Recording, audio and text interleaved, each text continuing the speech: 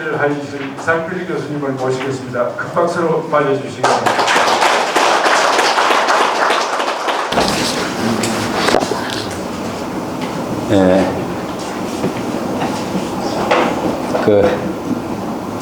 이상필입니다.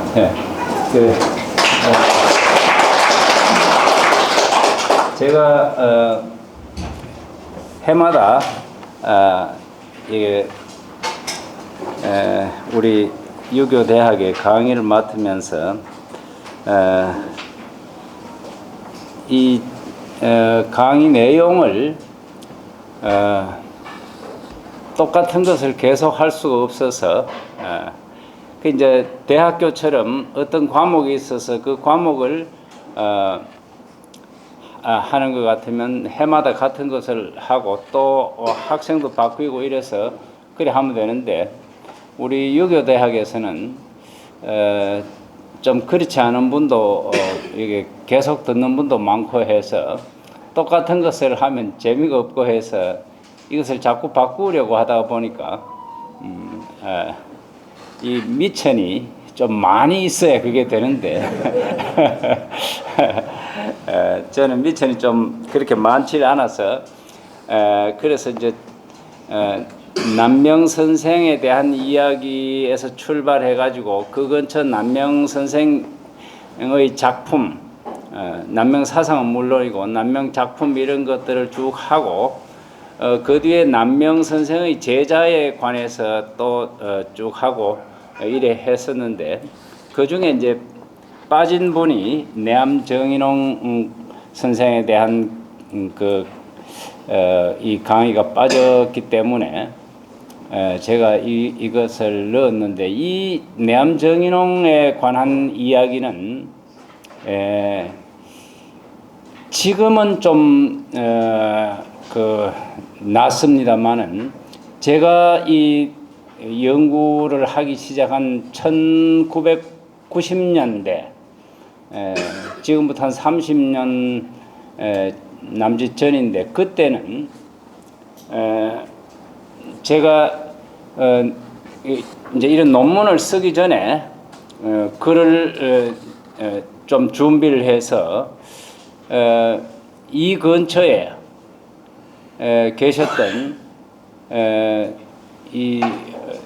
그 당시에 한 70에서 80 남짓 되는 이런 분들을 모시고 제가 이야기를 했었는데 근데 그때 여기 참석한 분 중에 창녕에 계시는 분인데 그분이 저를 좀 좋게 봐가지고 그래 이 사람아 그 정인홍에 관한 이야기는 연구하지 마라 그러면서 그러면서 그 연구해가 좋을 거 없다 이러면서 옛날 그 어른도 제가 그 말씀하시는 걸 들어보니까 정인홍이라고 하는 인물이 나쁜 인물은 아닌데 역사적으로 나쁜 사람으로 알려지고 난 뒤에 그게 1623년이란 말이죠.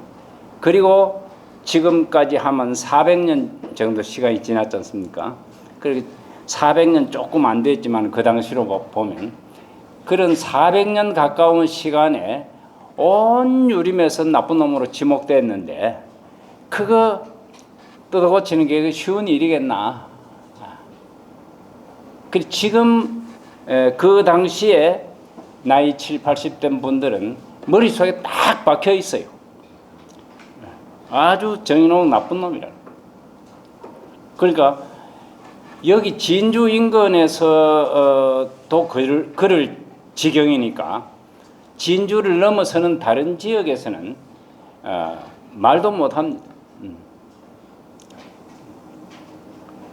그리고 남명의 학문에 대해서도 이 진주를 벗어난 다른 지역에서 이야기하면 좀 시큰둥한 생각을 갖고 있었던 사람들이 많습니다. 제가 대구서 남명 선생에 대한 이야기를 하고 내암 선생에 관한 이야기를 하고 하니까 아주 시큰둥해요. 예. 그리고 이제 그렇게 된 배경이 남명 선생이야 그 정도까지는 아니지만은 내암의 경우는 1623년부터 1908년 그때까지 국가에서 정식으로 이 적신이라고 하는 말은 참 묘한 말인데 이렇게 쓰는 적신.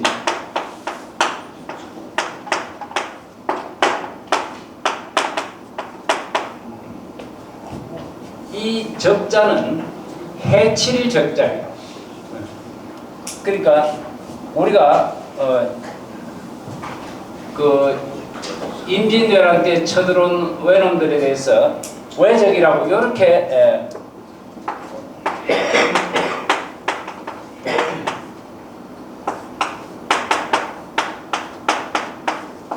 이렇게 쓰는 게 일반적입니다. 요 외적.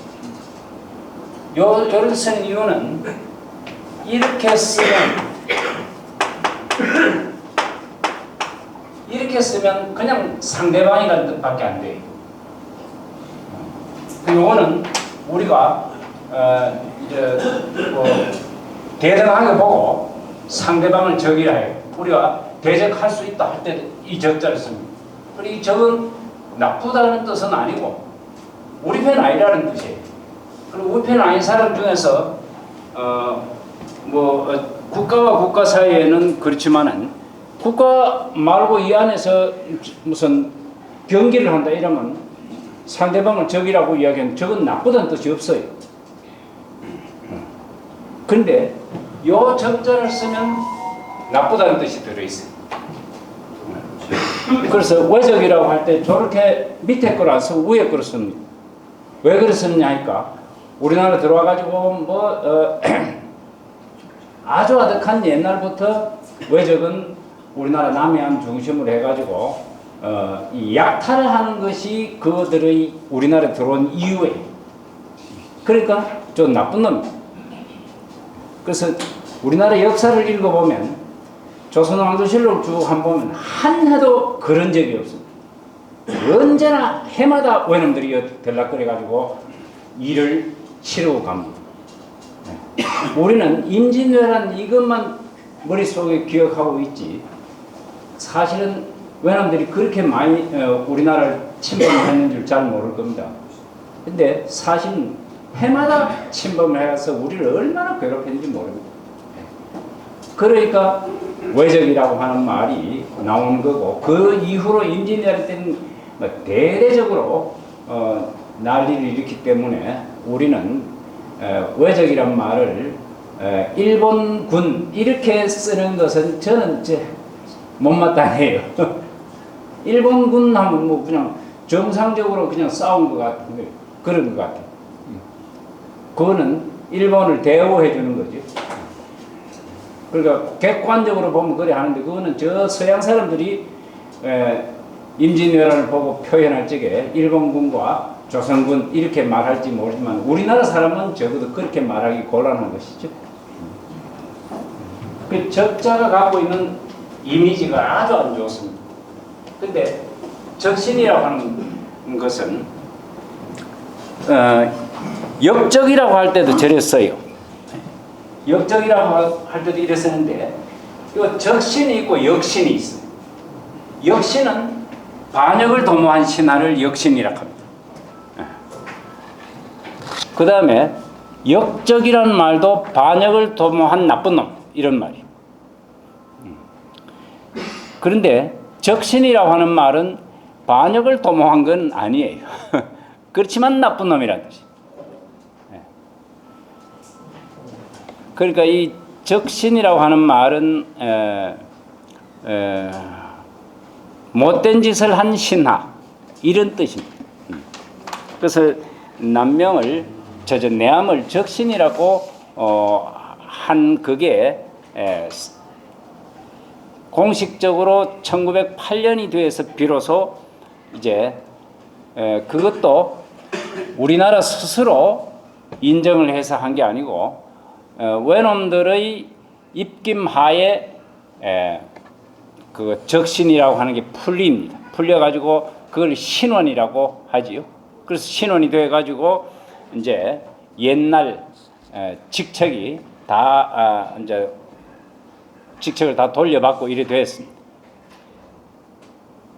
그렇지만 우리 일반인들의 마음 속에는 1908년 이후로 일제시대 때 일제시대를 거치고 그동안에도 그거를 인정을 안 해줬어요. 정인홍이라고 하는 인물이 적신에서 해제됐다. 요즘 말로 하면 그런 것을 일반인들이 인정을 안 했습니다.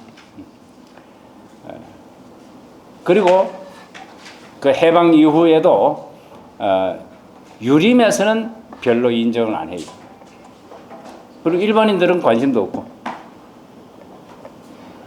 그런 상황에서 이제 1970년대 말 80년대 요 무렵에 처음으로 남명학문하는 게 이제 일어나기 시작합니다. 그 이전에는 남명이라고 하는 인물에 대해서 연구를 할 생각조차 하질 않았어요. 뭐 대부분 여기 알고 계시겠지만 남명 선생은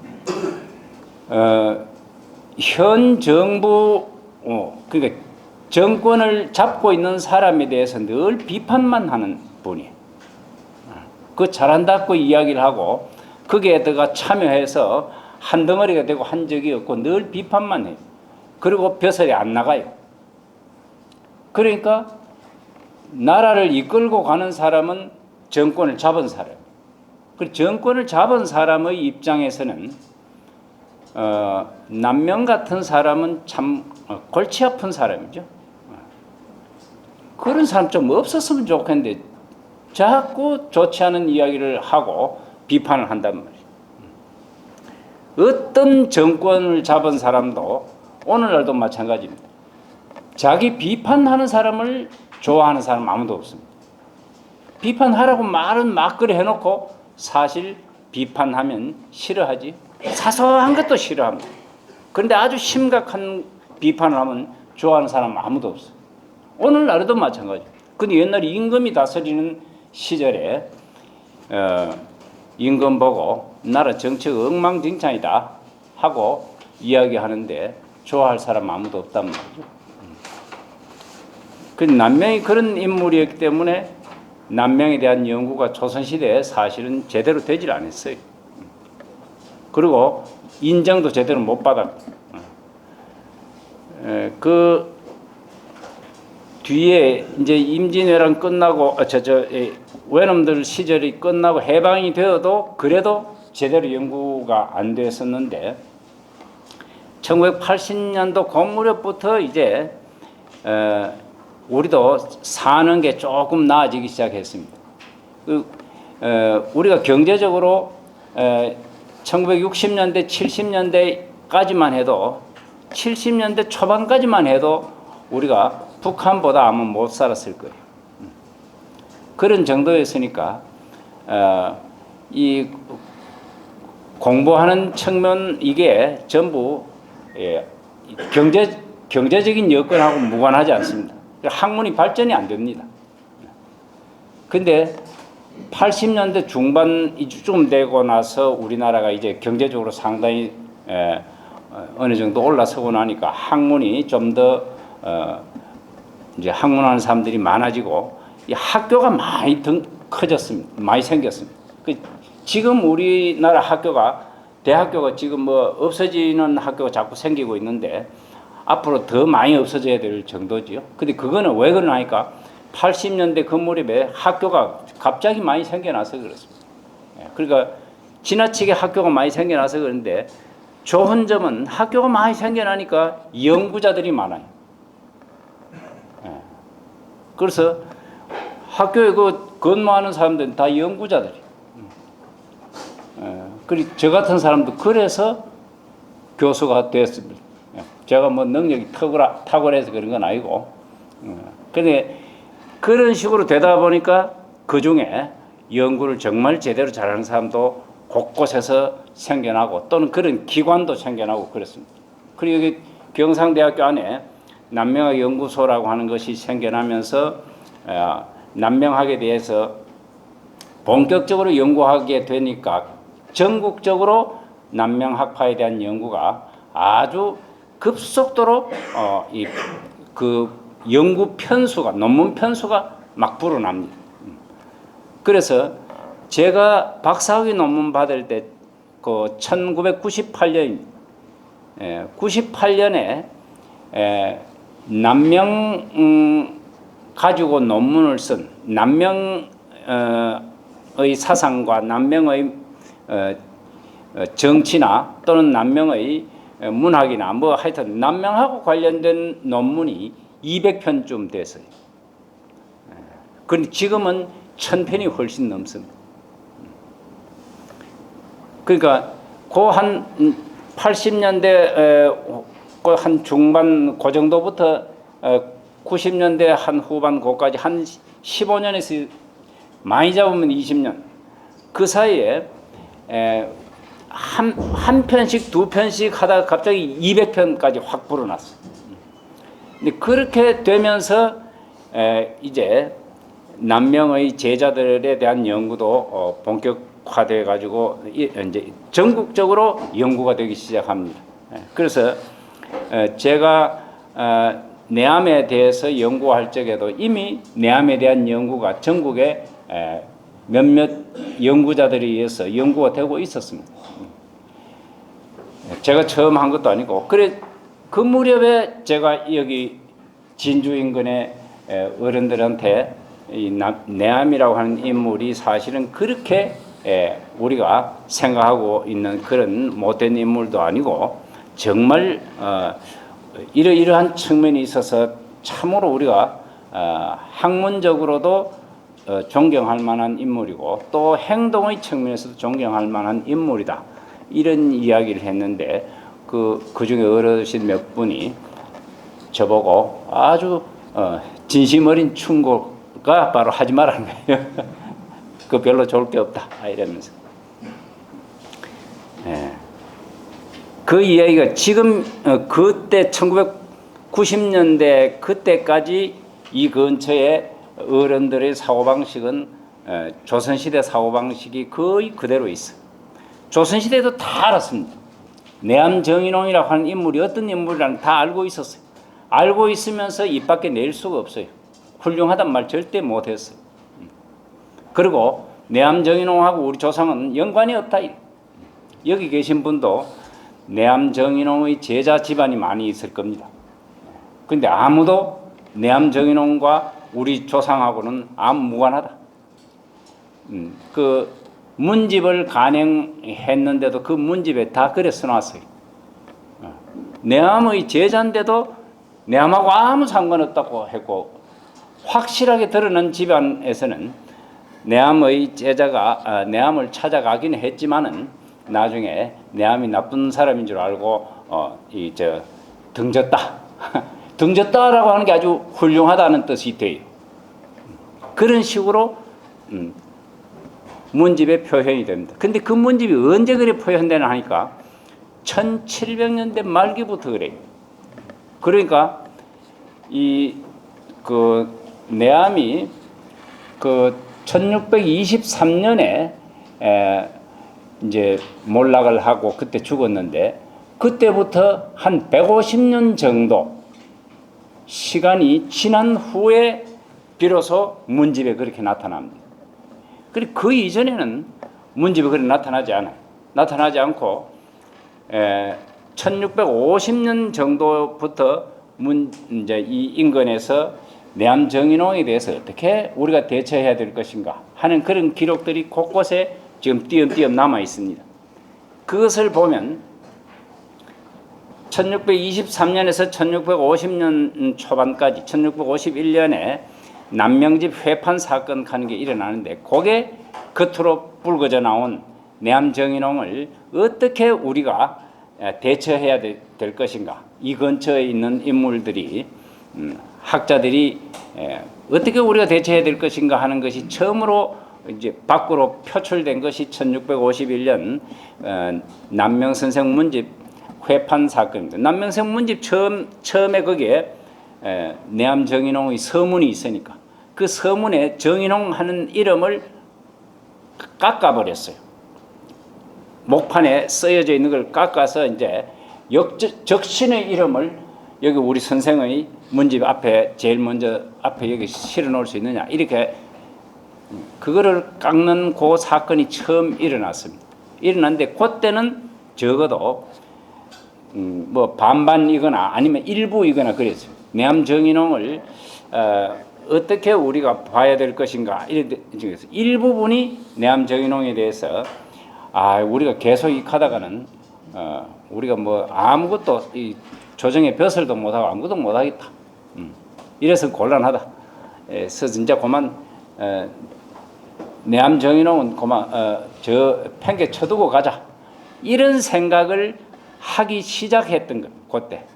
그런데 그것이 이 근처에 있는 모든 학자들이 다 동조하는 것은 아니었어요. 그게 동조하는 시기가 어느 정도 됐냐 한 1700년도 후반쯤 됐어요. 그 1700년도 후반 돼 가지고 이 시대 이 근처 인물들의 문집이 간행되기 시작. 그 이전에는 내암 관계 때문에 간행은 못해요. 내암하고 관련된 기록들이 곳곳에 있는데 이거 어떻게 처리해야 될지 모르는 거예요. 그래서 간행을 못하고 있어요. 그래서 내암의 문인이다 또 내암하고 친했다 이런 이야기를 안 할 수도 없고 할 수도 없고 이렇게 해서 이제 간행을 못하다가 1700년대 말기부터 간행을 하면서 이제 우리는 무관하다. 내암 정인홍을 완전히 떨쳐내기 시작한 거예요. 그 이후로 지금까지 또 한 200년 가까이 200년 세월이 지난 것이지. 그래 됐으니까 전체적으로 400년이지만은 그 앞에 한 200년은 안 되지만 한 150년 정도는 이 지역 인물들이 이 지역 유학자들이 나름대로 고민을 했어요. 우리가 어떻게 해야 될 것인가 고민했는데 결과적으로는 우리가 안고 갈 수가 없다 이렇게 된 거예요. 이 비슷한 예가 안동 근처에 가람 이현일이라고 하는 분이 있습니다. 가람 이현일이라고 하는 분인데 가람 이현일은 벼슬하면서 서인하고 이 척이 져서 가람 이현일도 적신으로 그 서인들한테 찍혔어요. 그리고 완전히 벼슬도 다 뺏겼어요. 삭탈 관작 다 당했어요. 그러다가 1908년에 내암 정인홍과 같이 가람 이현일도 신원이 됐어요. 신원이 됐는데 가람 이현일에 대해서는 아무 문제가 없어요. 왜 어떻게 아무 문제가 없었나? 조선시대에 삭탈 관작 당하고 그래도 안동 근처의 인물들은 가람 이현일을 끝까지 잡고 있었어요. 조정에서는 적신이라고 하든지 말든지 안동 근처의 인물들은 끝까지 가람 이현일을 훌륭한 인물로 떠받들고 있었어요. 그러다가 1908년에 공식적으로 신원이 됐지만 그 신원 안 돼도 아무 상관없어요. 아무 상관없이 떠받들고 있었기 때문에 가람은 아무 문제가 없어요. 그런데 내암의 경우는 이게 가람보다도 더 사실은 더 큰 문제였어요. 1623년 공무렵에 내암이라고 하는 인물이 갖고 있었던 그 정치적인 그 역량이라고 할까 이런 게 그 가람 이현일을 그 서인들이 칠 때하고는 다른 상황이었어요. 그때는 가람과 서인이 대치하고 있을 때는 남인도 완전히 몰락한 그런 상황은 아니었어요. 그런데 1623년 무렵엔 서인이 하나도 힘을 쓸 수 없는 상황이고 오로지 북인만 정권을 딱 잡고 있었어요. 북인 일당 독재였어요. 그때 북인 일당 독재 시절에 북인의 영수가 내함이었단 말이죠. 북인의 영수가 내함이란 말은 오늘날 우리가 보면 영수에 취임하고 그래 했는가 싶지만 그런 게 없습니다. 오늘날에는 당대표 뽑고 막 그렇게 공식적으로 그래 하지만 옛날에는 당도 이런 거 없어요. 원래 우리가 후대에 와가지고 그거를 북인이니 그 다음에 중북이니 무슨 골북 육북하고 이렇게 분류를 하지만 그 당시 사람들은 내가 북인이다 이런 말은 자기 스스로 하지 않았어요. 근데 다른 사람들이 보고 저 사람하고 친하니까 저 사람 북인이다. 저 사람하고 친하니까 저 사람 서인이다. 이렇게 되는 거지. 서인이라는 당을 내걸고 북인이라는 당을 내걸고 그게 모여가지고 회의하고 당대표 뽑고 이런 게 없었어요. 그러니까 당의 영수라고 말하는 것은 후대인이 붙인 말이지요. 당대에 내가 영수다 이렇게 다 모여봐라 이렇게 해가 뭐 지시하고 이런 게 없습니다. 그런데 그 당시에 우리가 후대 사람들이 영수라고 하는 이름을 붙이는 것은 그 사람 한마디가 정치 현실에서 엄청난 영향을 끼친다. 이렇게 보고 이 영수라는 말을 붙이는 거예요. 그러니까 그런 측면에서 보면 내암정의농은 여기 가야산 해인사 밑에 지금 가야면입니다. 합천군 가야면. 그게 고향도 원래 거기고 만년에 살기도 거기에 살았어요. 바로 해인사 밑입니다. 거기 살았는데 거기서 조정을 말하자면 조정의 권력을 그 밑에서 딱 쥐고 있었다. 이렇게 이야기를 해요. 그래서 여기 기록에 나중에 보면 나오는데 요집 조건이라 하는 말을 합니다. 250페이지 우리 교재 250페이지 세 번째 줄에 보면 요집 조건하다가 이런 말이 있지요. 세 번째 줄에 요집 조건하다가 할 때 요집 조건에 할 때 요자는 뭘 요자고 집자는 잡을 집자. 조건은 조정의 권세라는. 그래서 멀리서 조정의 권세를 잡고 있다가 그리고 합천 해인사 밑에 거기 앉아서 조정의 권력을 다 잡고 있었다고 후세인들이 이렇게 평가한 거예요. 그 당시에는 실제로는 할 수 있는 건 아닌데 그러나 내암정의농의 생각이 뭐였는가? 이것이 중요하고 또 어떤 사람은 현직에 있으면서 내암의 말이 이렇더라 해가지고 그게 실행이 돼요. 그 내암은 그런 말 한 적이 없어도 내암이 이런 말 했다 이렇게 하면 그게 그렇나 내암의 말이 그렇다 하면 그걸 해야지 이렇게 되는 거예요. 그러니까 내암의 말이 절대적이었다는 이야기예요. 그러니까 어떤 사람은 내암의 말이라고 핑계대 가지고 자기 이익을 도모한 사람도 있고 어떤 경우는 진짜 내암의 말을 전한 사람도 있고 이렇지만은 실제로 내암이 조정의 권력을 잡은 건 아닌데 결과적으로 보면 후세 사람들이 그 시골에 있으면서 정권을 다 잡고 있었네 이런 이야기가 나올 정도였습니다. 그런 상황에서 정권이 뒤집혔어요. 정권이 뒤집혔다는 말은 오늘날처럼 이렇게 투표해가지고 정권 잡는 게 아니고 임금이 바뀌는 거예요. 그래 임금으로 있는 사람은 몰아내고 새로운 임금을 세웠다. 그래서 이거는 오늘날로 말하면 쿠데타라고 하는 거라고 볼 수가 있는데 그 쿠데타가 일어나가지고 그 이전에 있었던 사람들은 전부 다 죽이게 되는데 죽이면서 이름을 여러 가지로 붙였는데 정의농은 광해군의 정치를 잘못한 걸 비정이라고 합니다. 예. 그 쭉대기라는 뜻이에요, 그게. 예. 정치가, 알맹이 있는 정치가 아니고 쭉대기 정치를 했다는 거예요. 그 광해군 비정의 책임자로서 죽습니다. 그러니까 그 이외에 그 죽은 사람들이 많이 있지만은, 정인홍이 죽은 이유는 광해군 비정의 책임자로 죽은 거고, 그 다음에 그렇게 죽은 이유는 내암 정인홍의 제자가 너무 많아요. 내암 정인홍의 제자가 너무 많기 때문에 내암 정인홍을 살려두면 그 제자들이 어떤 식으로 들고 일어날지 모르는 거예요. 너무 겁나는 거예요. 그리고 조정에 그 당시 조정에 있었던 사람들이 다 내암 정인홍의 제자임을 자기 스스로 내세워요. 한 번만 봐도 제자가 되는 거예요.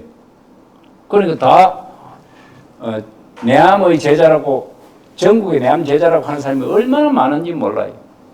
그러니까 내암 정인홍을 죽이지 않으면 내암 정인홍을 들고 업고 일어날 사람들이 너무 많은 거예요.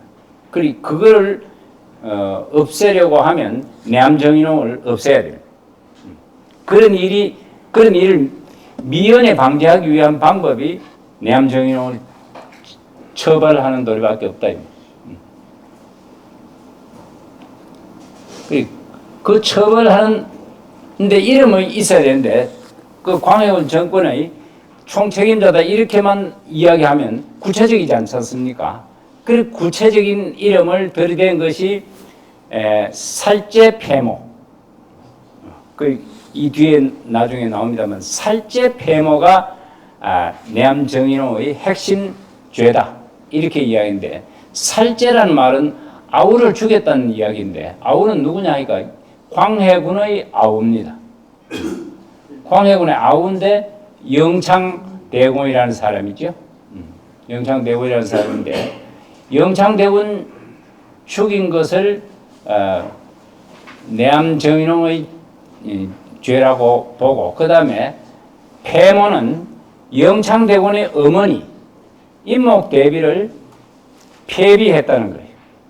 그 살제 폐모의 원흉이 정인홍이다. 이렇게 해서 그게 살제 폐모가 제일 중요한 광해군 비정의 핵심이 살제 폐모예요. 그런데 살제 폐모는 일반적으로는 비정이라고 할 수가 없습니다. 그거는 정치 현실에서 보면 동생을 죽이거나 형을 죽이는 일이 비일비재하지요. 조선 태조가 임금이 되고 난 뒤에 바로 즉시 형제간에 난리가 일어나가지고 형제간에 죽이죠. 태조 이성계가 임금이 되어가지고 나라를 처음 창건해서 힘이 얼마나 있을 때입니까? 그런데 그 아들이 나중에 이방원이 정권을 잡으면서 자기 아우들 죽이고 그랬다고. 그 아우 죽이고 자기 형을 임금 자리에 딱 앉혔는데 그 임금이 정종이지. 그 정종은 불안하기 짝이 없어요. 자기 동생이 앉혀놓은 자리지 자기 힘으로 앉은 자리는 아니란 말이지. 그러니까 자기 동생이 마음 먹으면 자기가 죽을 수가 있어요. 어떤 핑계든지 모르지만 핑계를 들이대면 자기가 죽을 수 있어요. 불안하기 짝이 없는. 그러니까 결국은 정종이 태종한테 임금 자리를 물려줍니다. 그 임금 자리를 물려주는 것은 죽을까 겁나서 물려준 거죠. 그건 누가 봐도 그렇습니다. 그래서 내가 계속 임금 노릇 하다가는 형님, 내가 형님한테 임금 자리를 준 것은 제가 형식적으로 그래 준 것이지 형님이 진짜 임금 노릇 하면 됩니까? 이런 뜻으로 나중에 대들면 자기는 꼼짝없이 동생한테 죽게 돼 있단 말이죠. 그러니까 그걸 빨리 알아차리고 정종이 임금 자리를 아우한테 내줬으니까 탈이 안 났어요. 자기 동생한테 안 죽게 됐어요. 예, 그런 거지. 만약에 좀 더 임금 자리가 그 탐이 나서 좀 더 뻗댔으면 죽었을지도 모르지요. 그 정도로 형제간에 임금 자리를 놓고는 형제간에 봐주는 게 없습니다. 그거는 우리나라 조선시대만 그랬던 게 아니고 그 이외에도 많습니다. 세조가 임금 될 때 자기 조카도 죽이고 자기 동생 죽였어요. 그 자기 동모제도 죽였다고. 그런 식으로 형제간에 죽은 예가 얼마나 많은지 모릅니다. 그런데 형제간에 죽인 것을 전 비정이라고 몰아붙이면 조선시대에는 말짱한 임금이 거의 없습니다.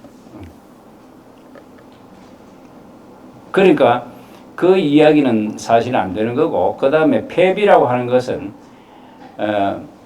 광해군 때 폐비를 한 적이 없어요. 이게 참 역사가 희한한 이야기인데, 광해군은 폐비에 동조를 안 했어요. 그래서 결국 폐비가 안 됐습니다. 근데 대부분의 사람들은 광해군이 폐비한 걸로 알고 있지요. 광해군이 폐비한 걸로 알고 있는데 그거 사실이에요. 그 폐비라고 하는 말은 이제 자기 남편이 왕에서 죽었으면 대비가 되는 거 아닙니까? 대비의 자리에서 서인으로 이게 깎이는 게 이게 폐비예요. 폐비는 폐서인하는 거예요. 폐비해가지고 서인이 되는 게 폐비입니다. 그런데 그 폐비는 회자를 이렇게 씁니다.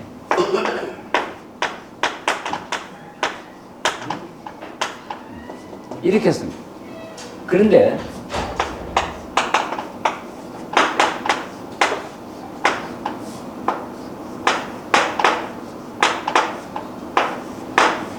유패라고 하는 말이 있어요. 유패. 요 거역할 유자하고 요 문 닫을 패자예요. 유패하는 말은 이런 어떤 지역이 있으면 여기 집이 있어요. 집이 있으면 요 지역 뺑 둘러싸고 요 밖에 못 나가고 해요. 그리고 요즘 말로 하면 가택연금과 같은 가택연금 같은 걸 유패라고 하는데, 광해군 시절에 그 임목대비는 나중에 임목대비의 아버지 김재남이라고 하는 사람이 영모에 몰려서 죽습니다. 그리고 죽고 난 뒤부터 임목대비가 여기 살고 있는 요 근처를 뺑 둘러싸가지고 아무나 출입 못하도록 출입하는 사람 전부 확인해보고 이렇게 해서 말하자면 가택연금을 시켜놓은 거예요. 그게 유패입니다. 그래서 광해군 임목대비는 유패되었지 폐비된 건 아니에요. 폐비는 궁에서 쫓겨나야 돼요. 폐비가 되면 궁에서 쫓겨납니다. 그럼 서인이 되는 거예요. 근데 그렇게 된 적이 없어요. 그러니까 왕대비로서의 지위는 그대로 있어요.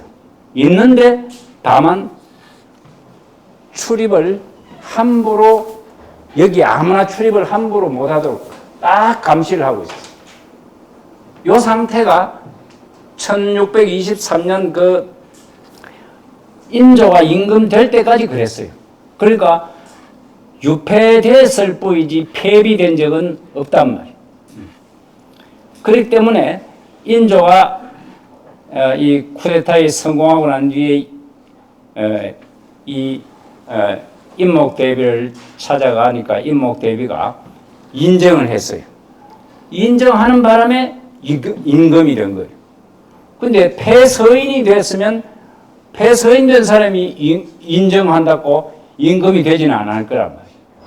그러니까 그 당시에 누구나 알 수 있는 것은 확실한 증거는 그 인조가 임금이 된 것을 인정한 사람이 임목대비예요. 그 이제 임금을 폐하고 나서 강제로 임금을 폐했어요. 그러고 난 뒤에 새 임금을 인정을 한 사람이 누구냐 하니까 임목대비였어요. 그러니까 임목대비는 멀쩡하게 대비로서 역할을 하고 있었지 폐비된 건 아니었다는 확실한 증거가 되는 거죠. 그리고 그 이전에 있었던 상황은 뭐냐? 유폐된 거였다. 그런데 내암정인홍은 실제로 살제할 적에 영창대군을 죽일 적에 영창대군은 그 당시에 8살밖에 안 먹었는데 8살밖에 안 먹은 어린애가 뭘 아느냐? 그래, 영창대군을 죽일 필요가 없고 영창대군을 옹립한다고 하면서 옆에서 들고 일어난 사람, 그걸 우익이라고 해요. 우익들만 처단을 하면 되는 거다. 이렇게 이야기를 했어요. 그리고 영창대군은 어른이면 모를까? 8살 뭐 나가 이게 영모가 뭔지도 모르는데 그 아를 죽일 이유가 없다. 이렇게 이야기했는데도 불구하고 영창대군을 죽인 이 최고 책임자가 내암인 것으로 후대에 그렇게 말한단 말이에요. 근데 그 증거가 있느냐 하면 아무 데도 증거가 없어요. 그 광해군 일기라고 하는 게 역사 기록입니다. 조선 왕조 실록 가운데에서 쫓겨난 임금은 군호를 받습니다. 시호가 인조, 정조, 이런 게 없고 광해군 그거밖에 없습니다. 그리고 그 뒤에 실록이라고 안 하고 일기라고 해요. 그리고 광해군 시대의 실록을 광해군 일기라고 하는데 광해군 일기에 어디에도 내암정인홍이 살제 하는데 관여한 기록이 요만큼도 없어요. 왜냐면 사실이 아니니까. 그 당시 사람들은 그래도 거짓말 하진 않았어요. 없는 말을 끼워 넣진 않았다고. 그러니까 내암정인홍이 그 영창대군을 죽이는 게 옳다라고 하는 내용이 있었으면 거기에 적어 놨을 건데 없어요. 없으니까 적어 놓지 않고 내암정인홍이 했던 말 가운데 제일 듣기 싫은 말이 그 우익만 처단하고 나면 그 영창은 불간 돼지와 같다.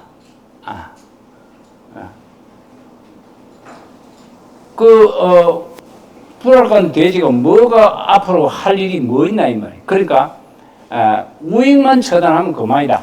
근데 거기에 불간 돼지와 같다라고 하는 표현이 이게 이 영창대군 같은 사람한테 그런 말을 하면 되나 하는 뜻으로 이제 심하게 몰아붙였습니다. 근데 그거 말고는 영창대군을 죽여야 된다는 이야기를 한 적이 없는데 그래요. 그리고 내암 집안에 남아있는 상소문이 있습니다. 그 상소문 그 가운데 일부분은 실록에 실렸고 일부분은 안 실렸고 근데 죽일 필요가 없다라고 하는 내용이 있는데 상소문에 그런데 실록에는 그 부분은 생략을 해버려요. 실록에 기록을 할 적에 너무 많은 양을 다 쓸 수가 없지 않습니까? 그러니까 부분적으로 생략하는 것이 일반적이에요. 일반적인데 내암정인홍이 살제를 안 했다는 증거, 살제를 이제 영창대군을 죽이는 것이 옳다라는 것이 아니고 옳지 않다라는 것을 드러내려고 하는 사람이기 때문에 그 실록, 상소문 가운데 그 부분을 딱 집어넣어 가지고 봐라, 죽이라고 하지 않았잖나 이런 증거가 될 건데 이쪽 인조의 입장에서 글을 쓴 광해군 일기를 편찬한 사람의 입장에서는 그거 써놓으면 곤란하겠다. 그리고 그걸 생략한 거예요. 죽일 필요가 없다 하는 말은 딱 생략해놨어요. 그리고 없어. 죽일 필요가 없다 하는 말의 기록도 없고 죽여야 된다는 기록도 없고 그래요. 그런데 이 말만 만들어가지고 살제 폐모의 원형이다 이렇게 이야기한 거지. 그러니까 그 살제의 원형도 물론 아니고 폐모의 원흉도 아니고, 폐모는 아들이 어머니를 폐하는 의리가 없다라고 거기 자기가 쓴 글에 기록되어 있는데, 그것도 실록에 딱 빼버렸어요. 실록에서 광해군 일기에 그 기록을 딱 빼버리고 생략한 거예요. 그런데 만들어내지는 않았어요. 엉뚱한 글을, 내함이 쓰지 않는 엉뚱한 글을 집어넣지는 않았지만 생략하는 방법으로 자기네들을 유리하게만 글을 남겨둔 거예요. 그런데 어떠한 곳에도 폐비해야 된다는 주장은 한 군데도 남아있지 않아요. 그러니까 주장하지 않았다는 뜻이지요. 그럼에도 불구하고 마지막에 죽일 적에 제일 첫 마디가 살제 폐모의 원흉이라고 했어요. 그러니까 제일 중요한 제목, 제일 첫 번째가 엉터리라는 거예요. 그런데도 이 서인측 쿠데타를 일으키는 측에서는 그거는 따지지 않아요. 왜 그러면 죽여야 될 대상인데 그걸 따지면 안 되는 게, 아무도 자기 편에서 그거를 그게 아니다 이렇게 이야기할 사람은 아무도 없었다는 거예요. 그래서 그것이 이제 쿠데까지 갔는데, 근데 이 지역, 이제 진주를 중심으로 한 남명학파 쪽에서는 그 남아있는 기록을 보면 내상 이래 적어놨어요. 그 처형되고 죽고 난 뒤에도 올레자 서로상자 쓰는데, 서로상자가 정성이라는 뜻입니다. 내상이란 말은 내암정성 이런 말이에요. 그 내암에 대한 표현을 내상 이렇게 야정, 좀 나쁘게 표현한 게 야정입니다. 가야산에 사는 정씨라 이 말이에요. 야자는 가야 할 때 야자고, 정자는 자기 성이 야정. 야정은 가야에 있는 정씨라는 뜻인데, 그 좀 좋지 않게 표현한 것이, 그러나 인홍이 이렇게 제일 나쁘게 표현하는 것은 성 안 쓰고 이름만 쓰는 거예요. 인홍 이렇게 딱 쓰는 건 아주 나쁘게 보고 하는 표현, 나쁜 놈이라는 뜻이에요. 그리고 여기 남인들은 옛날에 우암 송시열에 관한 기록을 하면 송시열 안 쓰고 시열 이렇게 써요. 송시열 쓰면 그래도 대접해 주는 거예요. 근데 송자도 빼고 시열이라고만 표현해요. 그러면 꼭 개 이름 부르는 것 같은 거예요. 그렇게 이름만 달랑 부르는 게 제일 옛날 어른들은 사람 이름만 달랑 부르는 게 제일 폄하하는 표현이라고 봅니다. 그런데 그 1650년 전 무렵까지 인홍이라고 하는 말로 표현된 경우가 없습니다. 그 정도로 보면 한 30년 가까이는 이 근처에서도 내암정인홍을 인정하는 분위기였어요. 인정하고 나라에 잘못돼 가지고 정권을 빼앗기니까 저렇게 됐다 이래 생각을 했는데, 그 이후로 1650년 그 이후로 이 지역에서 이 지역은 거의 전부가 북인이었어요. 정치적으로 말하면 북인이었는데, 여기 있는 이 지역에 있는 분들이 남인하고 서인으로 나뉘어지게 됩니다. 1651년 그게 기점이 돼서 남인과 서인으로 나뉩니다. 그래서 남인이 된 사람들은 북인 가운데서 좀 온건한 사람, 그 다음에 북인 가운데서도 적극적인 사람은 남인 쪽에 가기가 힘들다. 그 남인하고 북인은 원래 대척적인 관계에 있었던 사람입니다. 그래서 남인이 못 되고 서인됩니다. 그래서 아마 여기에 계신 분들 중에서는 그 남인 후손이 대부분이겠지만 서인 후손도 있을 겁니다. 근데 그 서인으로 된 배경에 제일 이 남명학파와 관련해서 보면 남명학파 가운데 북인 가운데 너무 적극적인 북인 행동을 한 집안이 결국은 서인이 됩니다. 남인으로 될 수 없어가지고 남인 측에서 다 하니까. 그래 그렇게 대부분 그런데 그 중에 한 집은 여기 우리 진주 인근에서 원래 서울에서 온 이 해주 정씨 같은 경우는 원래 서울에 있다가 일로 내려왔어요. 그리고 일로 내려온 때가 1600년대 초반이. 그러니까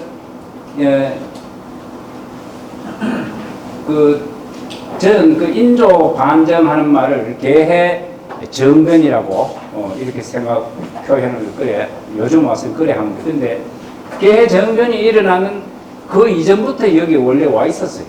원래 있었는데 본격적으로 생활하는 개해 정변 이후로 완전히 이쪽으로 오게 된 건데 그분들은 원래 이 서인과의 연관이 많은 집안이었어요. 집안인데 그분들이 여기 내려올 때는 내암 정인홍의 제자이기도 했고 농포 선생이 그 다음에 한강 정구의 제자이기도 했어요. 그러니까 이 지역이 옛날부터 자기 땅이 있었어요. 이 지역. 지금 지금 하동군이 됐지만 청암 그 횡천인가 전대리라고 하는 곳이 있죠. 전대리 하는 그곳에 지금도 정씨들이 많이 살고 있습니다. 거기에 그분들 농포 아들부터 시작해서 그 묘소가 그 있습니다. 농포 묘소는 다른 데 있지만 그런데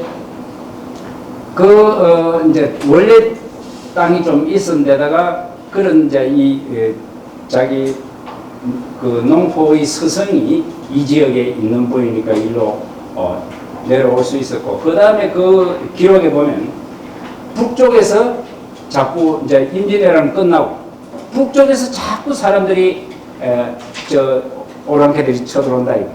그게 이제 후대의 청나라가 된 거지. 그 청나라가 그 당시 북쪽에서 자꾸 쳐내려와가지고 그 서울 근처가 불안했던 거예요. 그래서 피난하는 삶을 살겠다고 이쪽으로 내려온 거예요. 그러니까 그분들은 그 나중에 그 뒤로 겸재 선생의 문인이 됐어요. 그 농포의 아들이.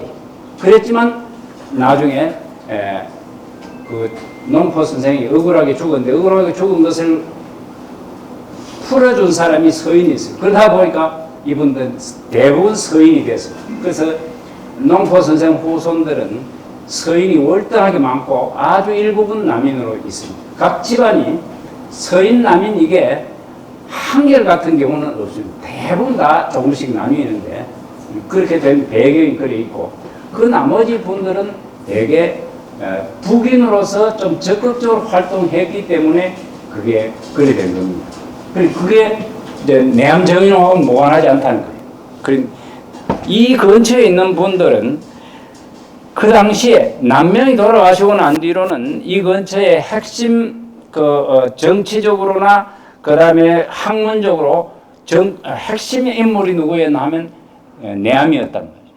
그래서 내암과 관계가 없는 사람은 사실은 없다시피 하고 만약에 전혀 관계가 없다 하면 그 당시에 학문적으로 별로 드러날 만한 분이 아니었기 때문에 학문적으로 상당히 이름이 난 정도 같으면 내암정인홍의 문인이 안 될 수가 없습니다.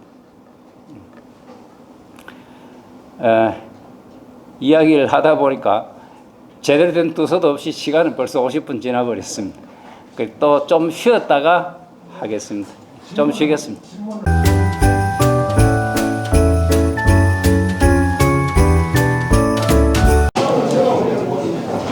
좀 쉬셨습니까?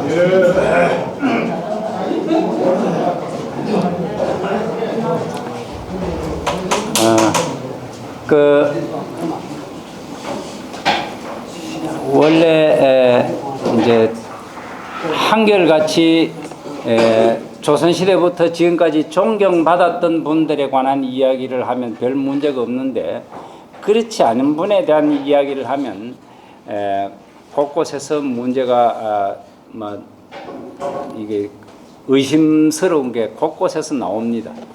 그래 조금 전에 그 질문하신 내용은 그 광해 명종 때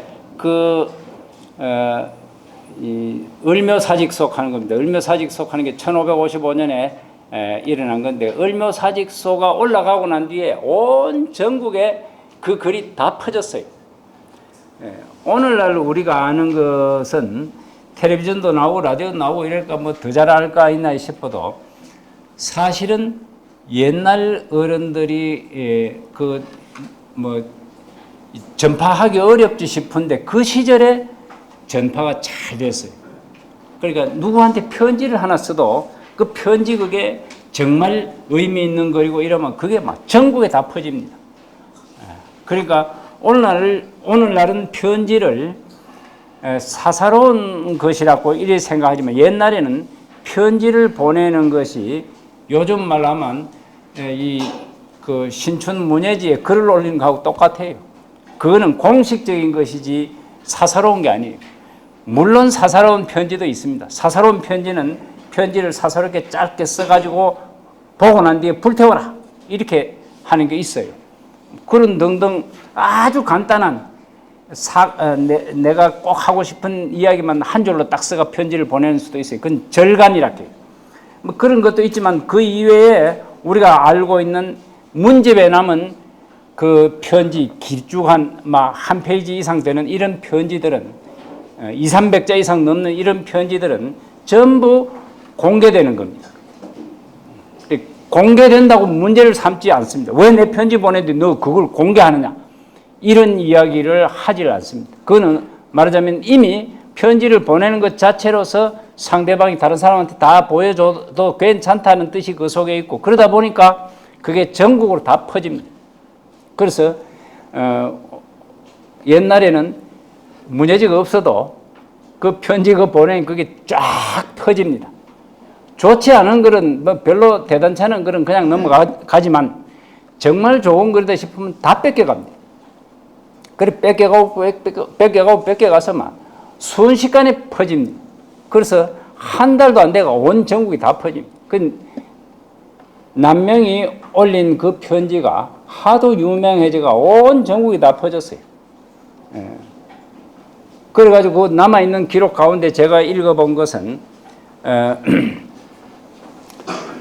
그 묵제 이문건이라고 하는 분이 있습니다.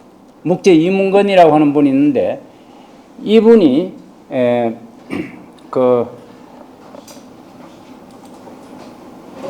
과거에 급제해가지고 승지벼슬까지 올라갔던 사람인데, 명종 임금이 되고 난 뒤에 귀양을 와가지고 성주에서 20여 년 귀양 살다가 성주에서 죽었어요. 그리고 1545년에 귀양 와가지고 1567년에 죽는 건데, 한 22년 동안 성주에서 귀양 와 살다가 죽었습니다. 근데 이 이문건이라는 분이 성주에 귀양 와 있으면서 남긴 일기가 있는데, 그게 묵제 일기예요. 근데 그 일기에 보면 온갖 기록들이 다 있어요. 제가 그 일기를 보다가 진주향교 풍화루 글씨를, 그분 글씨를 아주 잘 써요. 그래가지고 그 진주향교 목사가 그때 김홍이라고 하는 목사고, 그 김홍이라는 목사가 사람을 보내가지고 그 이문건에게 진주향교 풍화루 글씨 좀 써달라고 해가 부탁해가 글 써준 거예요. 그래서 그걸 자기가 기록해놔가지고 안 거예요.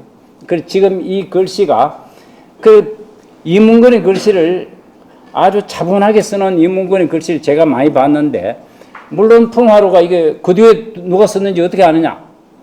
그건 알 수가 없습니다. 그러나 제가 본 글씨는 묵제 이문건이 쓴 글씨가 맞는 것 같아요. 그때 자기가 써줬다고 하는 말도 있지만, 그 글씨체가 지금 여기 풍화로 걸리는 글씨체가 이문건의 글씨체하고 제가 보기에는 같습니다. 근데 그런 게 자기 일기에 다 써놨어요. 온갖 게 다 써놨어요. 그러니까 그래 이제 국가에서 성지벼슬을 하다가 여기 내려와 놓으니까 조정이 아는 사람이 많아요. 조정이 아는 사람이 많으니까 성주 목사로 온 사람도 귀양 와 있지만 이문건을 만만하게 볼 수는 없어요. 그래가지고 가끔 이문건이 들어와가지고 이야기를 하면 특별한 거 아니면 다 들어줘요. 그러니까 목사한테 부탁할 사람이 목사한테 부탁하면 목사가 네가 뭔데 감히 여기 와가지고 뭐 그런 말을 하느냐 이렇게 되면 곤란한 사람들은 이문건한테 가서 부탁을 해요.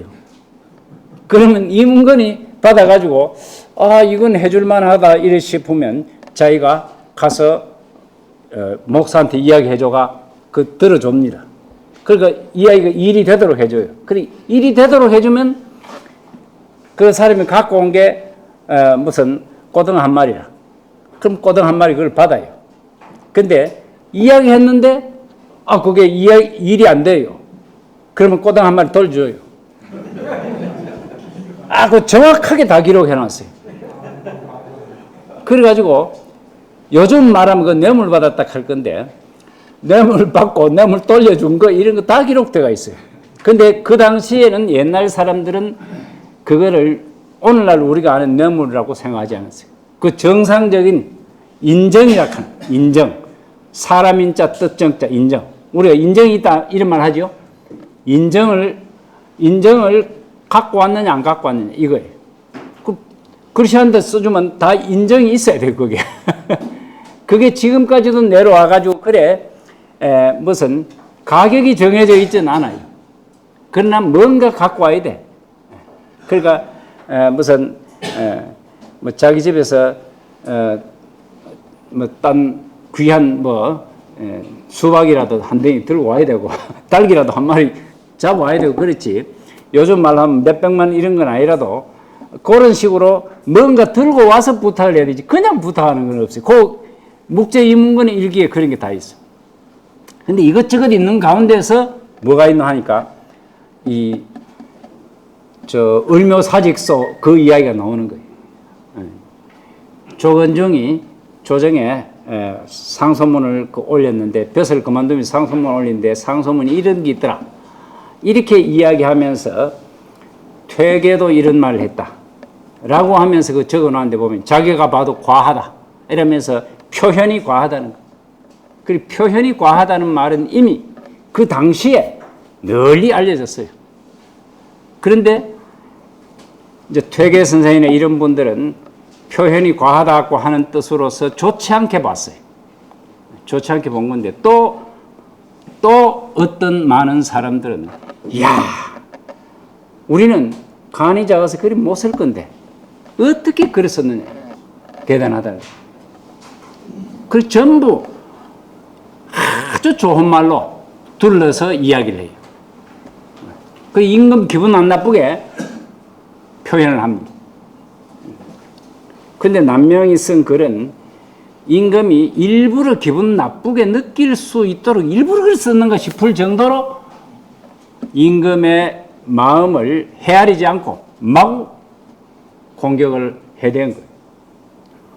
벼슬을 줬는데 현관 벼슬을 내려줬는데 과거 급제도 안 한 사람인데 현관 벼슬을 줬는데 고맙습니다. 그렇지만 제가 못하겠습니다. 이거 하고 치우면 될 건데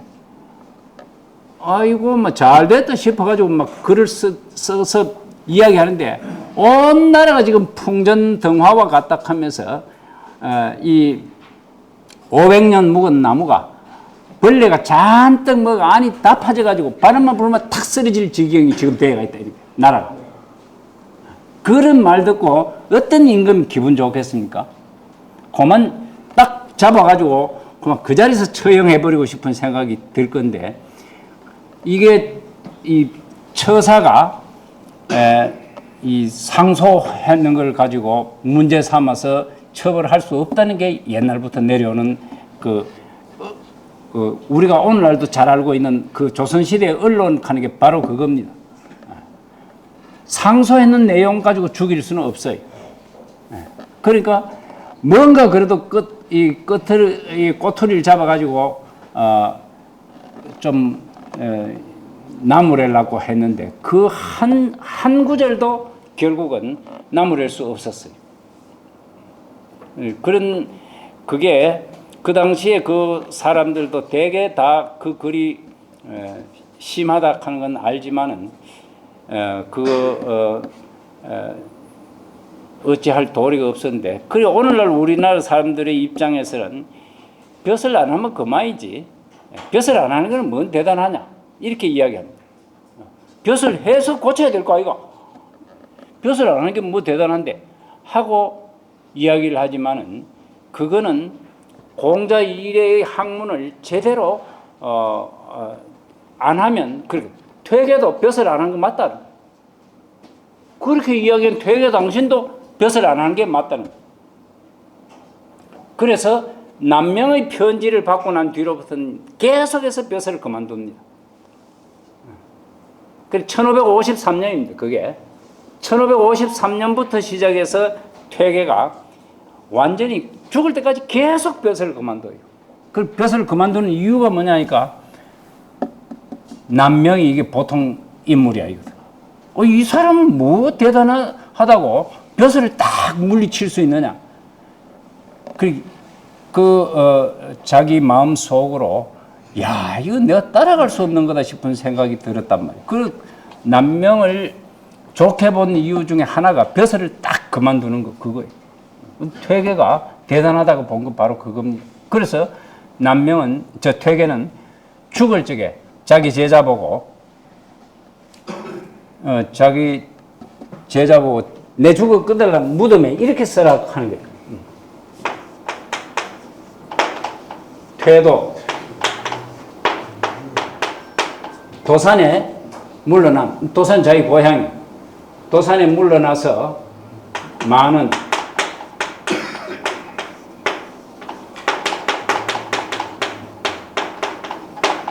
만년에 숨어 지내.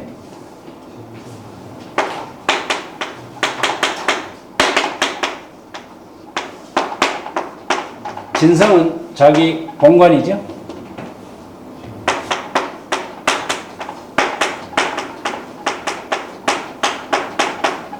자기 무덤에 이래서라는 게, 퇴도 많은 진성 이공지며 이래서라는 게. 이게 무슨 뜻이냐니까, 도산에 물러나서 만년에 은거한 진성 이공의 무덤이다 이 말. 일품벼슬에까지 올라갔어요. 일품벼슬에까지 올라갔는데 그거 쓰지 말고 이래서라는 거예요. 그건 말하자면 벼슬한 것이 의미가 있는 게 아니다라고 본 거예요. 그런데 퇴계가 먼저 죽고 남명이 그때 살아있었을 때인데, 남명이 요 은자 요게, 퇴도 이거는 몰라도 은자는 이게 퇴계하고 안 맞다 이렇게 이야기를 한 적이 있습니다. 그러니까 남명 자신은 선생님 돌아가시면 뭐라고 칭호를 어떻게 붙여야 되겠습니까? 이렇게 이야기할 때 처사라고 하는 것이 옳다 이랬어요. 그 처사라고 하는 것이 옳다 이 말은, 내가 벼슬을 조정으로부터 받은 것은 있어요. 그렇지만 한 번도 취임한 적이 없어요. 그 취임한 적이 없단 말은 벼슬에 나가서 그게 행공을 안 했다는 거예요. 요즘 말로 하면 근무 안 했어요. 임명장 받았어. 그럼 근무는 안 했어요. 그러면 그건 실제로 안 한 거라. 안 한 건데, 안 한 거 그거를 옛날 사람들은 임명장 그거 교지예요. 교지만 있으면 그건 다 무덤 앞에 비석에 그거 다 씁니다. 다 쓰고 그걸 영광으로 여겼어요. 근데 남명은 나는 처사라고 쓰는 것이 옳을 것이다. 나는 벼슬을 원래 생각이 없었고, 또 벼슬이 내려왔다 해도 내가 실제로 한 번도 한 적이 없으니까 그거는 벼슬 이름 쓰지 말았을 거지. 그런데 그 후손들이 지금 벼슬 이름을 썼지요. 벼슬 이름 쓰는데 그거 보면 정직을 영의정으로 정직받았어요. 그러니까 영의정을 정직받은 거 다 써놨어요. 그게 얼마나 긴지 모릅니다. 그러니까 비석에 제목 써놓은 게 막 빡빡합니다. 그렇게 빡빡하게 많이 쓰는 걸 옛날 사람들이 영광으로 여겼어요. 대단한 분이다라는 뜻으로 그렇게 써놓은 거예요. 근데 남명 선생 같은 경우는 처사로 쓰라 이 말은 처사, 창녕, 조식지묘 요렇게 쓰라는 거예요. 본관도 빼고 처사, 조식지묘 요렇게 써도 돼요. 예전에 우암 송시열이 죽으면서 자기 무덤에 우암 송시열지묘 요래 쓰라는 거예요. 아무것도 쓰지 말고 우암 송시열지묘 그렇게만 쓰라고 했다고 하는데 그 우암 송시열지묘 하는 말은 벼슬도 안 붙이고 처사란 말도 없고 그냥 우암 송시열지묘 이렇게 쓰라고 했다고 하는데 제가 그건 들은 이야기입니다. 사실인지 아닌지 제가 잘 모르겠는데 그렇게 이야기 들었는데 옛날 어른들은 조선 초기에 보면 그 묘소에 보면 전부 성명을 바로 씁니다. 그 좀 객관화된 표현입니다. 그게 아무개지묘 이렇게 하는데 김공휘 아무개지묘 이래 안 쓰고 김아무개지묘 이렇게 딱 바로 성명을 씁니다. 그게 객관적이라는 뜻이. 벼슬 이름 쓰고 난 뒤에 성명을 바로 씁니다. 그럼 뭐 영의정 뭐 김동길지묘 뭐 이런 식으로 쓴다 이 말이에요. 그런데 지금은 그래 안 쓰고 무슨 김해, 김공, 휘, 아무개지묘 이렇게 쓰는데 옛날에는 그래 안 쓰고 남들이 다 보는 것이 그게 여기에 객관적으로 써져 있어야 된다. 그래 뭐 김해, 김공, 휘, 아무개지묘 이거는 자손의 입장에서 쓴 거라. 그래서 이 묘소는 지나가는 사람들이 다 보고 이게 누구 묘소인지 알아야 되니까 바로 성명을 바로 쓰는 게 옳다 이런 것이죠. 그래서 우암 송시열지 묘소 이렇게 서락하는 거고 그런데 요 시절만 해도 진성 이공지 묘 이렇게 쓰는 거 요것만 해도 요 진성 이공 요렇게 이모지 묘 이황지 묘 요렇게 쓰는 게 사실은 제일 객관화된 표현이. 그런데 여하튼 저렇게 쓰기를 바랐을 정도로 퇴계 선생 같은 분도 벼슬 1품까지 현직 1품 벼슬까지 올라간 분도 이 벼슬하는 것이 바람직하지 않다는 걸 자기가 알고 있었어요. 알고 있었고 왜 그러냐니까 임금이 성인이 아닙니다. 임금이 성인이 아니니까 그 임금의 비위에 맞추는 사람이 결국은 정권을 잡을 수밖에 없고 그 정권 잡은 사람한테 마음에 안 들면 결국은 자기 뜻이 펼쳐지질 않아요. 내가 정권에 들어가도 나는 말하면 이름만 내주는 사람밖에 안 돼요. 이름만 빌려주는 거예요. 저 얼굴마담이라고 막 그런 말 있잖아요. 그런 것처럼 아무런 그것도 없고 얼굴만 그러니까 아무런 자기의 뜻은 실행되지 않아요. 그 사람이 그 정권에 벼슬을 했다 할지라도 그 자기 뜻이 펼쳐지지 않습니다. 근데 이름만 얻고 나아가서는 거기서 봉급을 받고 살아야 되잖아요. 그럼 남명 선생 같은 경우는 그걸 뭐라고 보냐 하니까 일은 안 하고 봉급만 받아먹는 사람들이에요. 나라에 나가서 벼슬 했으면 제대로 일을 해야 되는데 일은 못해요. 자기 뜻대로 할 수 없어. 그런데 그 일을 하면 봉급 받거든. 그러면 아무 하는 일 없이 봉급만 받는 축내는 사람이 되는 거 아니냐. 그런 일을 왜 하느냐. 그래서 벼슬 안 하고 싶은 사람은 없습니다. 전부 벼슬 하려고 공부했어요. 전부 벼슬 하려고 공부했는데 벼슬 주겠다 하는데 왜 안 한다고 하느냐.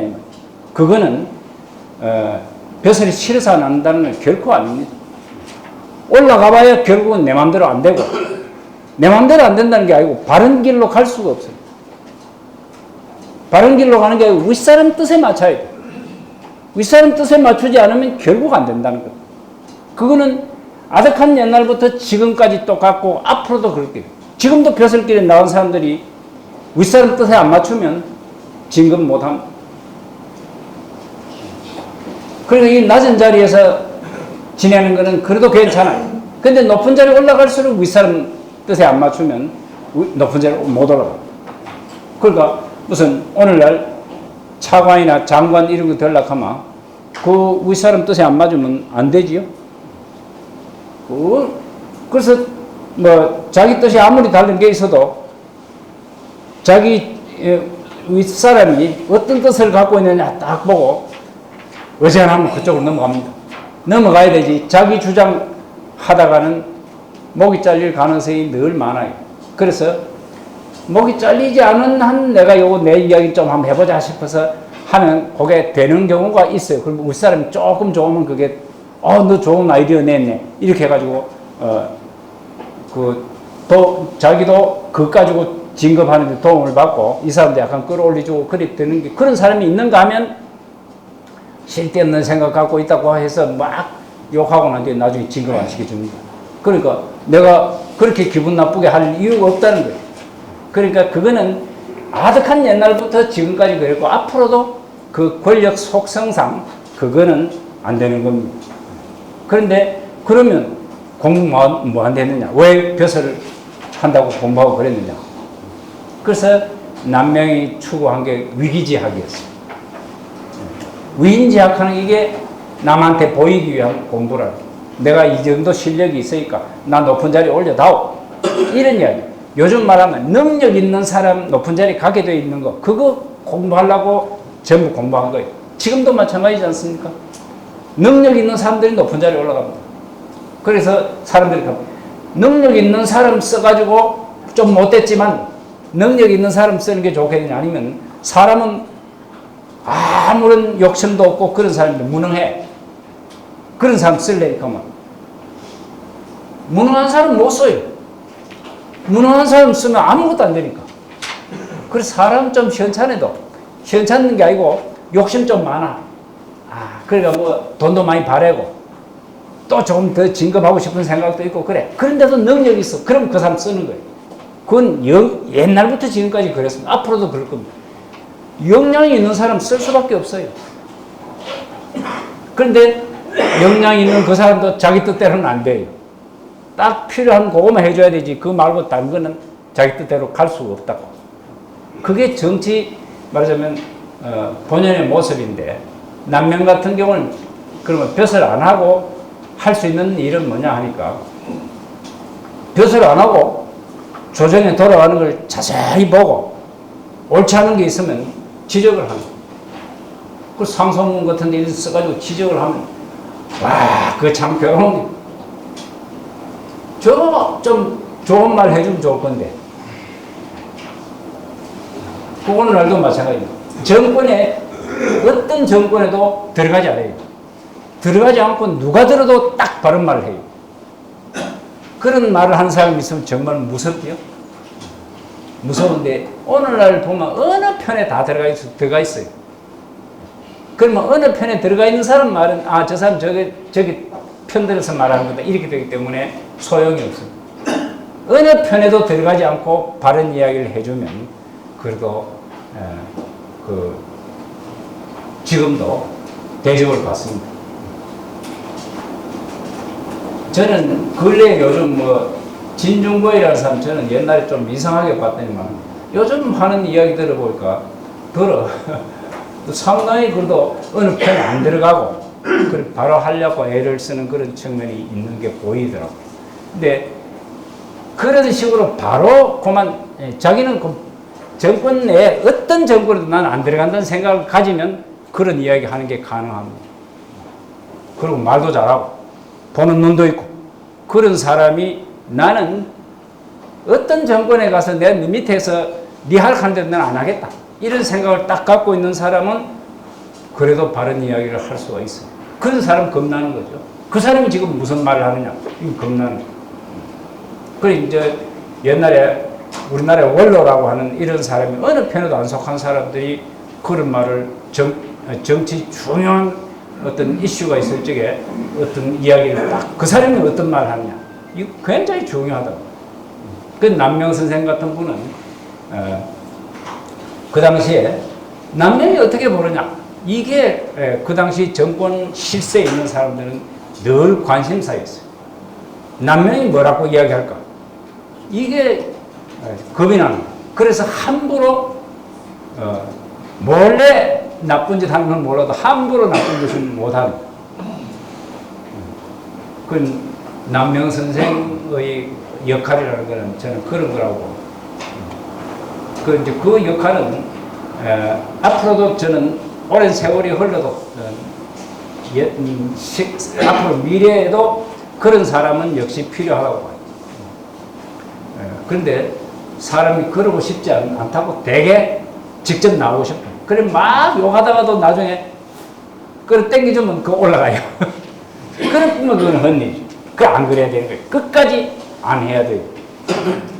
안 하고 비판하는 그게 나라 전체가 잘 되는 길이라는 어떤 한 편이 잘 되는 게 아니고 나라 전체가 잘 되는 길은 벼슬하지 않으면서 잘못한 것에 대해서 비판할 수 있는 그런 마인드가 있어야 됩니다. 제가 요 이야기 하다가 옆으로 너무 많이 빠졌습니다만은 그 내암에 관한 이야기 중에 제일 이제 아까 이야기들은 이제 좀 서론 비슷한 이야기가 너무 길어버린 셈인데 그 내암은 어떤 인물인가? 그러니까 정치적으로 그랬는데 실제로 어떤 인물인가? 그래서 두 번째에 나온 그 251페이지에 있는 경에 입각한 현실주의적 학문 성향 이렇게인데 요건 제목으로 내세운 게 경의에 입각한 현실주의적 학문 성향입니다. 이게 내암정인홍이라고 하는 인물의 학문 성향을 한마디로 말하면 경의에 입각했다. 그러니까 내암 선생의 학문의 핵심은 남명 선생의 학문을 그대로 개성한 것이다. 그리고 현실주의적이다. 현실주의적이다 하는 것도 이것도 남명 선생의 학문 성향하고 똑같습니다. 그러니까 남명 선생의 학문 성향을 가장 잘 이어받은 제자가 내암정인홍이라고 봅니다. 그 다음 내암정인홍의 학문 사상을 가장 잘 이어받은 사람이 동계정원입니다. 그래서 이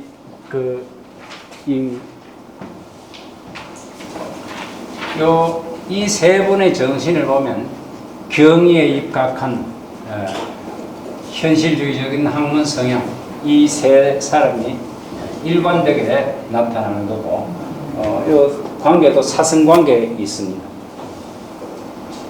동계정원한 분은 내암정인홍이 처형당했을 적에 내암정인홍의 시신을 제대로 처리한 분이 바로 저 동계입니다.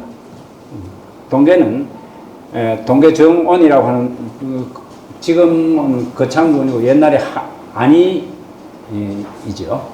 안이현 사람인데 저분이 1614년인데 그게 갑인년이라고 하는데 갑인년에 어떤 일이 일어났나 하면 영창대군이 죽습니다. 영창대군이 죽을 적에 동계정원이 그런 이야기를 했어요. 임금한테 상소를 해가지고 영창대군을 죽인 사람이 정항이라고 하는 사람. 그 당시에 강화부사였어요.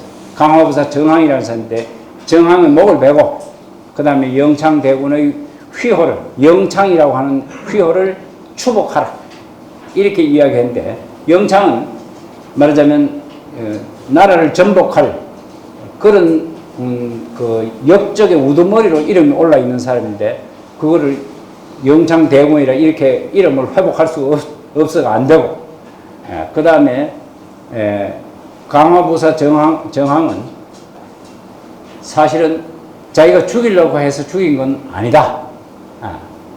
근데 실제로는 아무리 봐도 죽이려고 해서 죽인 게 맞아요. 한여름에 밖에 못 나오게 하고 그 안에 불을 떼가지고 그래서 그 뜨거운 방에서 말은 쪄 죽은가 하고 같은 거예요. 그래서 이건 죽인 거라고 봐야 되는 거다 라고 이야기를 하는데 그게 임금의 측면에서는 영창대군이 내가 동생을 죽인다고 할 수는 없지만 저놈이 있으면 그래도 결국은 나중에 또 저놈을 그 매개로 해가지고 반역을 하는 놈 또 나타나고 또 나타나는데 얼마나 귀찮겠노 이런 생각이 있는데 정황이 죽여버렸어요. 그러니까 한편으로는 마음이 좀 시원했을지 몰라요. 왜 그러나니까 정황을 처벌을 안 했거든. 그 내 동생을 네가 감히 죽일 수 있나? 네가 죽도록 그렇게 놔둔 것도 네 잘못이다. 이렇게 해서 목을 칠 수도 있는데 광해군이 처벌을 안 했어요. 그러니까 그거를 이 동계 정원이 비판한 거예요. 이게 뭐냐면, 그러니까 영창대군을 죽인 정황의 목을 베고 그 다음에 영창 휘호를 회복해야 된다. 이런 이야기를 했는데 그때 이점이 나서가지고 역적하고 뜻을 같이 하고 있는 사람이다. 그러니까 저 죽은 영창대군하고 뜻을 같이 하고 있는 사람이니까 이것도 죽어야 된다. 이렇게 이야기하는 바람에 이 동계가 죽을 위기에 처했어요. 그 동계는 자기가 한 말에 대해서 조금 더 달리 위축되지 않고 있었는데 그때 전임 명의정이었던 오리 이원익이 나타나가지고 저 사람이 전혀 그 영창대군과 뜻을 같이 했던 그 역적 무리하고 조금 더 섞이지 않았다는 건 누구도 다 아는 거야. 그 다음에 그 말 한 것이 자기 개인의 부귀 영화를 위해서 한 말이 아니라는 게 확실한데 왜 그걸 그런 식으로 몰아가서 죽이려고 하느냐 라고 이야기함으로 해서 안 죽고 죽음에서 한 번 강등된 게 이제 위리안치. 그래가지고 제주도 대정에 위리안치 됐는데 그때부터 1623년까지니까 10년이 있잖아요. 1614년에 가서 1623년까지 그게 10년 동안 위리안치 됐어요. 그때 다른 사람들은 내암정인홍이 좀 동계 정원에 대해서 한마디 해주지. 한마디만 해주면 좀 나을 낀데, 이런데 동계 정원에 대해서 이 내암이 개인적으로 그런 사람 아니다라는 이야기를 한 적이 없어. 그러니까 동계의 입장에서는 우리 일반 사람의 입장에서 생각해보면 동계가 마음으로 얼마나 섭섭하게 생각했겠나. 우리 선생님이 그 당시 한마디만 하면 내가 살아날 수도 있을 건데 또 제주도까지 귀양 안 갈 수도 있을 건데 이렇게 생각하고 섭섭하게 생각했을 가능성이 있는데 동계는 그 제주도 귀양 살면서도 조금 더 섭섭하게 생각하지 않고 위리안치하는 건 그 집 안에 아까 이야기했듯이 집 안에 뺑 둘러가면서 담장에다가 그 가시를 해놔놓고 요게 감옥이다 이렇게 나가지 말라는 거예요. 집 안에만 살아라는 거예요. 그런데 동계가 워낙 대단하니까 제주 목사로 온 사람이 이게 이제 동계하고 친하게 지내려고 그러니까 우리 이번에 그럼 한라산 한번 구경 합시다 이렇게 이야기를 하다가 동계한테 된통 당했어요. 내가 여기에 귀양 와가지고 위리안치대가 있는데 나를 감독해야 될 당신이 날 이렇게 끄집어내가지고 한라산 유람을 가자 하는 말이나 되는 거가 말이죠. 그러니까 이 사람이 그 이야기하니까 깜짝 놀랐어요.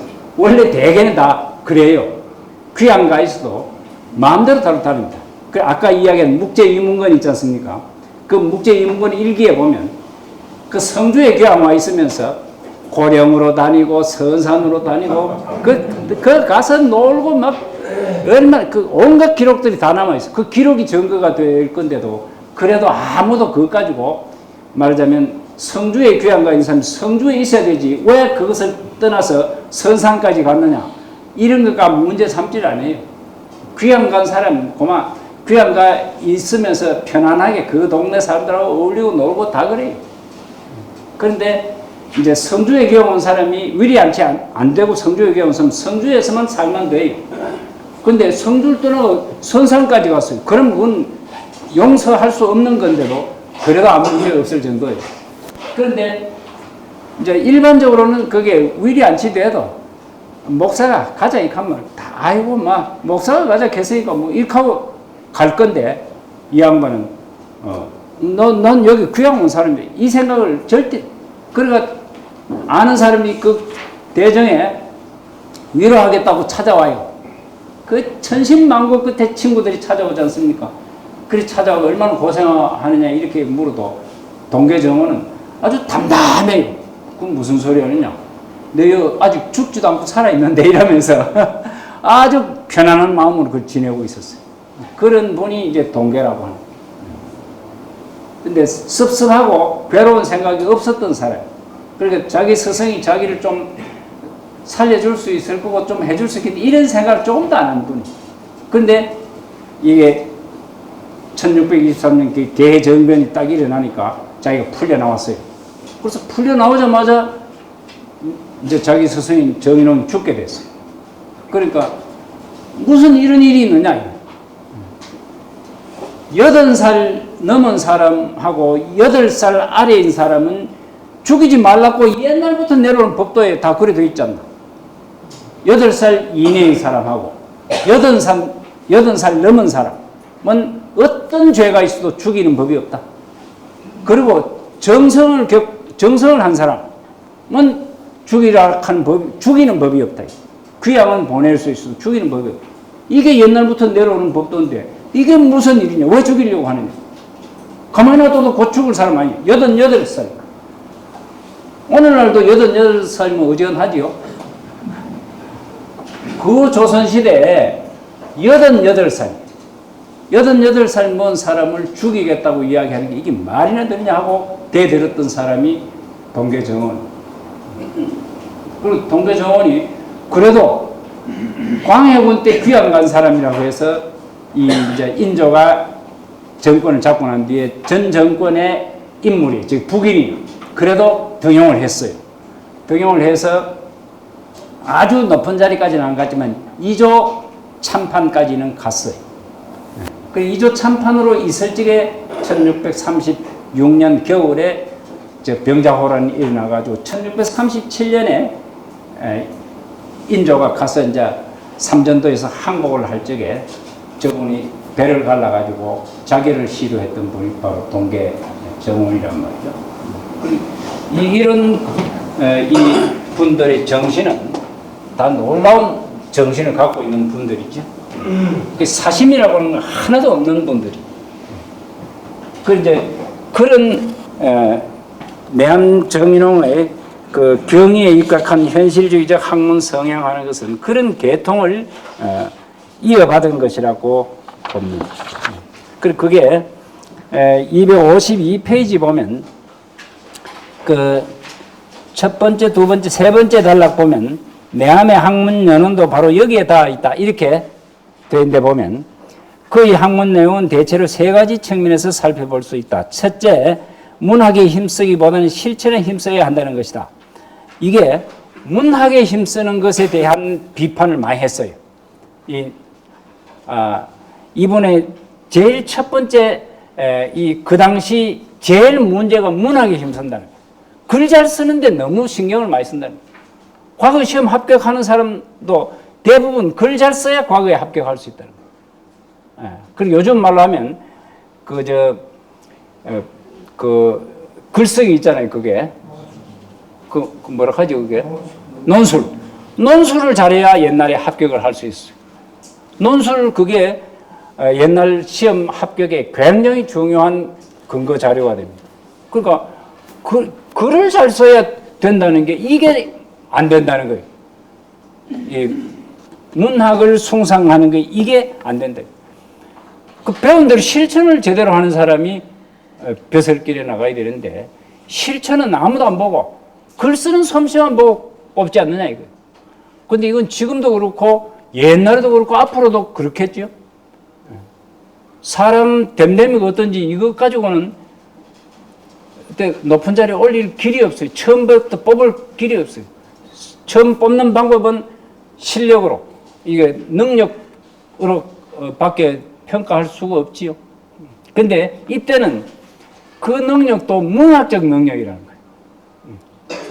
그러니까 그게 문제라고 한 것이 첫 번째 이야기고, 둘째는 백성이 나라의 근본이고 근본이 튼튼해야 나라가 편안하다는 민본 정신에 입각한 위민 정치를 역설하였다는 것이다.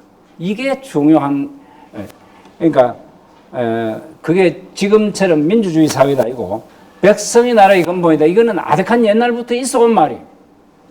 백성이 나라의 근본이란 말은 공자시대 때부터 있었던 말인데도 이것이 현실에서 실제로 중요하게 여기지지 않았어요. 백성이 나라의 근본 맞지? 맞지만 백성들은 내가 마음대로 괴롭힐 수 있고 백성들을 재산을 내가 마음대로 뺏어올 수 있고 이렇게 생각을 하는 거지.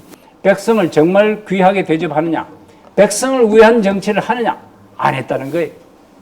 그런데 그래야만 안 된다는 거지. 이게 민본 정신에 입각한 위민 정치를 해야 된다고 했던 분이 내암이라는 거예요. 그래서 아마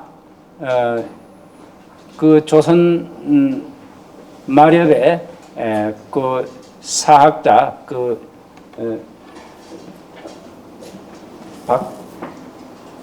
박원식인가? 그분이 우리나라 전 역사, 저 아득한 옛날부터 신라 뭐 이런 것부터 조선시대까지 가장 뛰어난 이 정치가 정인홍이다. 이렇게 이야기할 정도예요. 그러니까 그 전에 이렇게 이제 민본 정신에 입각한 위민 정치를 현실 정치에서 역설한 사람이 제대로 없었다는 거예요. 그 다음에 세 번째는 현실에서의 잘잘못에 대한 판단 기준이 의라는 점이다. 현실에서의 잘잘못에 대한 판단 기준이 의라는 거예요. 의에 맞느냐 안 맞느냐 이게. 이익이 되느냐 안 되느냐 이거는 안 맞다. 이게 우리나라에 이익이 되느냐 손해냐 이렇게 하면 안 돼. 나라도 그렇다는 거예요. 이거 오늘 사람들 우리 보면 좀 다르게 생각할 수 있어요. 우리나라에 이익이 된다 하면 그건 해야 된다 이렇게 생각을 많이 하잖아요. 옳으냐 그러냐 이걸 판단해야 된다. 우리가 외국을 어디 도와주는 것 같으면 외국 도와주면 우리가 도와주긴 하지만 대신에 거기에서 돈도 많이 벌이잖아. 우리가 옛날에 베트남에 그 파병함으로 해가지고 경제적으로 엄청난 이득을 보았고 그래가지고 그것이 우리 경제 발전에 그 밑바탕이 되었다는데 상당한 부분이 밑바탕이 되었다는 것을 아마 대부분은 인정할 겁니다. 그런 건데 그 사실 이익이 있어요. 이익이 있는데 도와주는 게 맞느냐 안 맞느냐 의냐 의가 아니냐 이걸 가지고 따져야 되는 거지 이익이냐 아니냐 이거 따지면 안 된다. 논어에 딱 그렇게 되어 있잖아요. 군자는 유의하고 소인은 유의라. 군자는 의리에 밝고 소인은 이익에 밝다는 거예요. 그 소인은 어떻게 하면 요게 내가 이익을 볼 수 있을까? 이거 하면 이익이야 손해가 요부터 먼저 생각한다는 거죠. 군자는 이게 의냐 의가 아니냐 옳으냐 그러냐 이걸 따진다는 거예요. 근데 이게 내암도 우리가 어떤 일을 처리할 적에 판단 기준이 의라야 된다는 거예요. 이익이냐 손해냐 이거 따지면 안 된다. 근데 나라 정치하는 사람 대부분 의를 따지지 않고 이익을 따집니다. 지금도 그렇고 지금도 그렇잖아요. 그런데 의를 따져야 된다고 하는데 이건 참 옳은 거긴 한데 정치 현실에서 과연 되는지 그건 참 좀 어려운 문제이긴 한데 근데 이 정신이 남명하고 무관하지 않다. 남명의 정신을 개성한 거라고. 근데 뭐 지금 두세 페이지밖에 안 했는데 시간은 다 됐습니다. 제가 다음 주 18일에 또 시간이 있으니까 그때는 여기 있는 내용을 좀 차분하게 요약해서 읽어가면서 그래 내암의 그 학문 정신이 제대로 우리가 어떤 것인지 이해하는 것 요걸 하고 그 다음에 나머지는 시간이 있으면 하고 시간이 없으면 생략을 하고 그래 하도록 하겠습니다. 다음 시간에 이어서 하겠습니다. 오늘 마치겠습니다. 감사합니다.